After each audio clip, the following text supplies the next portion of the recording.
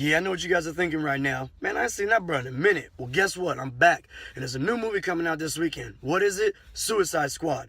It's Warner Brothers and the DCU's attempt to expand on their universe from Man of Steel and Batman v Superman. Now, Man of Steel, I loved it. However, it was a divisive movie. It was half and half.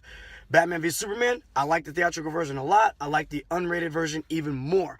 But this movie, following suit, is not really getting that good reviews thus far. So I'm gonna go up in there, I'm gonna critique this thing down to a T. I'm gonna give you my opinion, not only as a fan of the DC properties, but as a fan of film. All right, right now I'm about to run up in the store, get my snacks and my treats.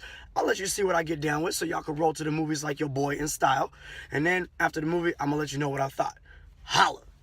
All right, y'all, got to the theater real quick, found parking real fast. I got it like that. Here's my snacks. Here's how you gonna roll in style. You bring your sushi up in that spot. For your dessert, you know you're gonna rock them king size M&Ms, peanuts. It says sharing, but you know your boy don't share. And then we got that cola flavored kombucha. Don't hate on the kombucha, that shit's good. Helps it process. Holler at me after that movie. One. All right, y'all, what's up? I just got out of Suicide Squad, and the first thing I'm gonna tell you, thought the movie was great. And I'm pretty sure that the big-ass audience that I saw it with, they thought it was great too, because there was claps of excitement in the beginning and claps of excitement in the end. Now, first and foremost, the director, David Ayer. Two movies that I remember him directing, End of Watch and Fury. Both those movies had great action set pieces. They also had an ensemble cast and great character development. This movie follows suit. Margot Robbie plays Harley Quinn. Harley Quinn, if you know the 90s animated series, that's where she originated from, not in the comic books. Do your history. She paid great tribute to that character. Joel Kinnaman, he plays Rick Flag. He's basically the commander-in-chief, if you will, of this ragtag team of misfits. He's out there with them in the field, controlling them, letting them know where they gotta go and what they gotta do.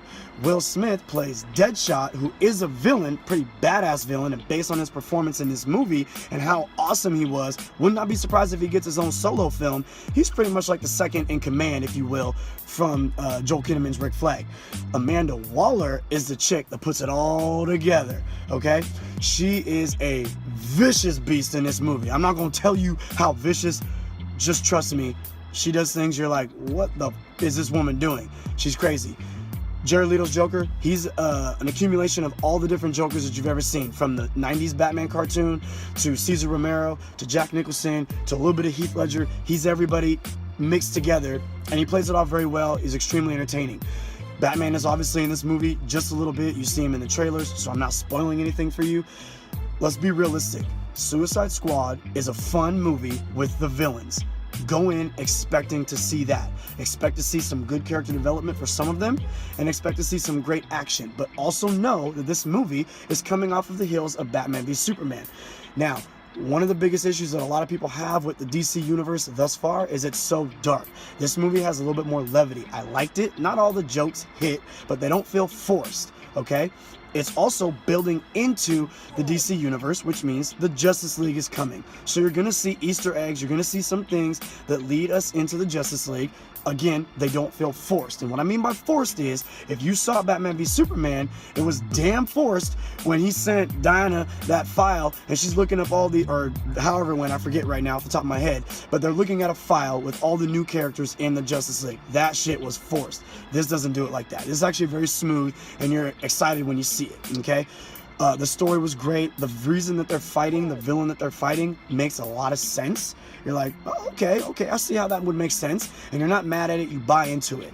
In the end, they do the same similar things that most of these comic book movies are doing, which is some kind of cataclysmic disaster that the whole world is in danger. I don't really care for that. They could have kept it a little bit more grounded, and I would have been very happy with that. But still, it's still great. You're invested in the characters as they're going through the fight, so that fight in the end matters, which is most important. Other than that, I think this movie is well worth a trip to the theater. I'm not going to give it a rating system. I'm just going to tell you to get your ass on Fandango or take your butt to the box office, get your ticket, get your kettle corn, your sushi, or your peanut M&Ms, and have a ball. Chill out. It's good. All right? Other than that, like, subscribe. I'm out.